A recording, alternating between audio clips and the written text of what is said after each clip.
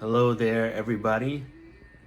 I'm gonna make a quick video on a compilation of books that I've read throughout the last, I don't know, I'm looking at the books, probably for the last 15 years or a little bit more. And these books have really helped me get through hard times, and mostly with dealing with people who have some type of personality disorder or other mental illness. And when I say that, I don't say it in a derogatory way or a negative way. It's just we're all born the way that we are, and we all work things and with things slightly differently. So at one point, I didn't really know what was going on, and once I found out what my partner had or what I grew up with or around, that really helped me a lot. And then from there, I'm a person that's autodidactic. I love to learn. So this has been my personality forever, whether it was martial arts, personal trainer, it doesn't matter. So I'm just gonna go through a bunch of books that I have, a huge stack over here, that have helped me along the way, and pretty much, just share that. But before I do, I'll just tell you about my book really quick, A Warrior in the World, Spiritual Samurai.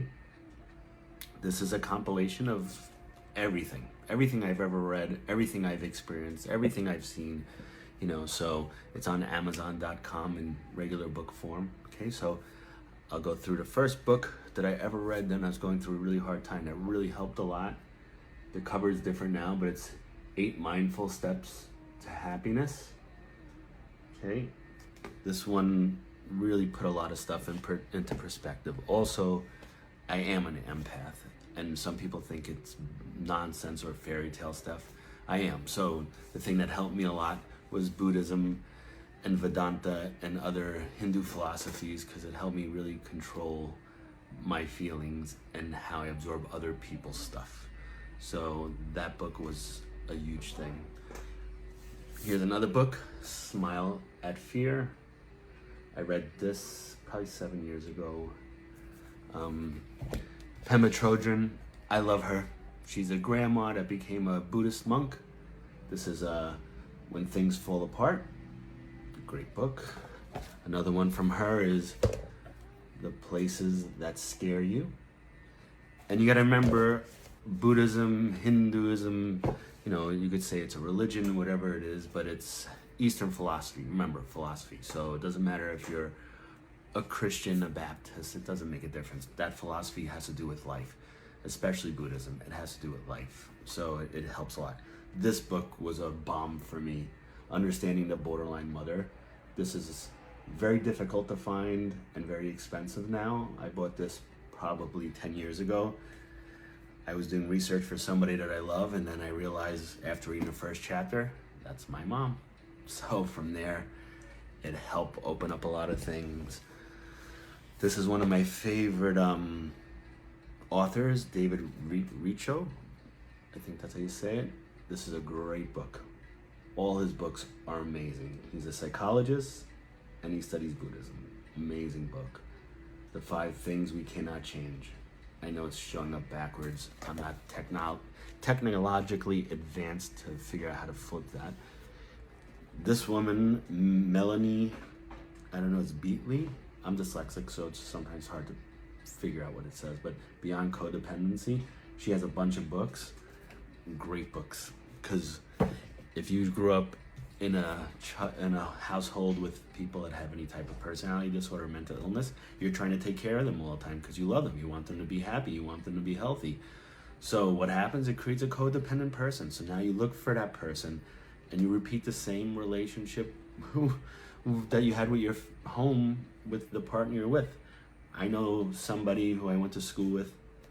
She only dates guys that are recovering, whether gambling, sex addiction, drugs, alcohol. Nothing's ever clicked. And this is the sad thing. Some people go through life not knowing what's going on, and they just keep repeating it and wonder why they're suffering, and that suffering becomes their story. I mean, we're all here for a reason, and we're all here to grow and learn as a soul. It's up to us, to do that. So the next one, that was an amazing book. A Gift to Myself by Charles Whitefield. The book that I originally read with him, Healing the Child Within. I would recommend that first. I couldn't find it right now. I might have lent it to somebody. But his book, Healing the Child Within, amazing book.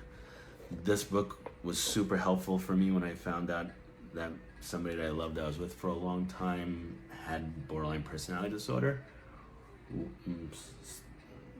Originally it was called Walking on Eggshells.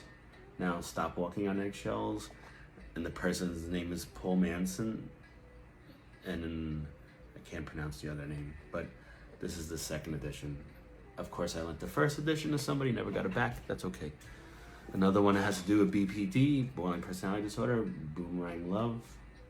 And there's another amazing book that I lent to somebody. I think it's I Hate You, Don't Leave Me. This one is great because this teaches you about your attachments. What's your it is attachment theory. So everybody has an attachment profile as a human being. You just do. So this person's name is Amir Levine, MD. Sorry, I live in New York, so if you hear the noise, it sucks. Okay, here's another one. Healing the Shame That Binds You. John, was it Bradshaw? Great book.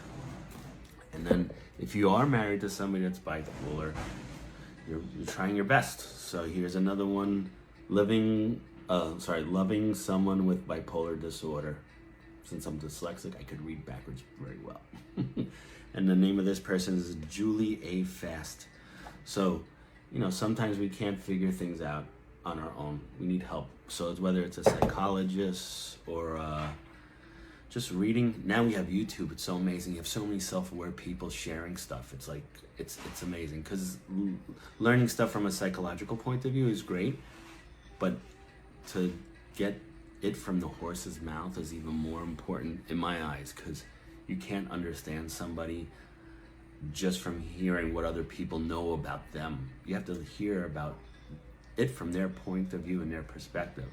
And from there, you could really get a deeper understanding, because the worst thing you could do is think you could fix or change somebody. It is impossible.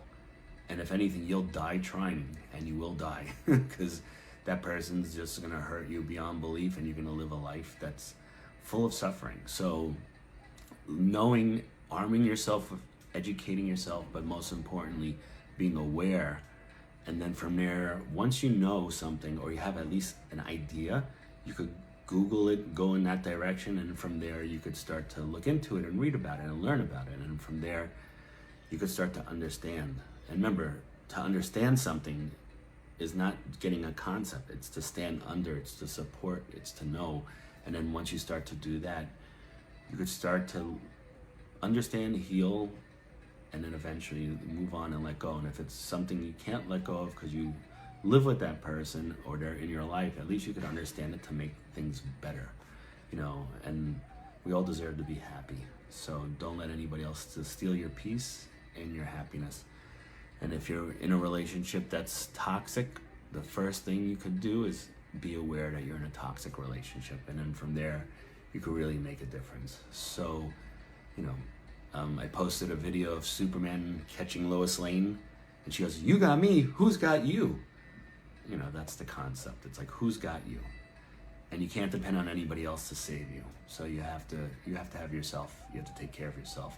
And these books are definitely a way into that place of understanding and healing.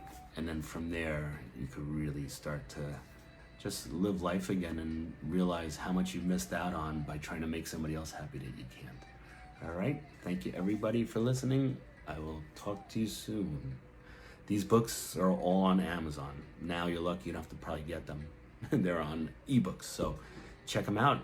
Anyone that pertains to you, look at the reviews, look what it's about, and go from there. A bunch of the books I have here are for borderline personality disorder. I haven't put any of the stuff for narcissism. With narcissism, there's a couple of great books. I had them as ebooks, that's why I didn't present them, but Malignant Narcissist, I think it's called, it's Malignant Love. Is by Sam Vaknin, Vaknin. He's a self-aware narcissist, and he's a psychotherapist.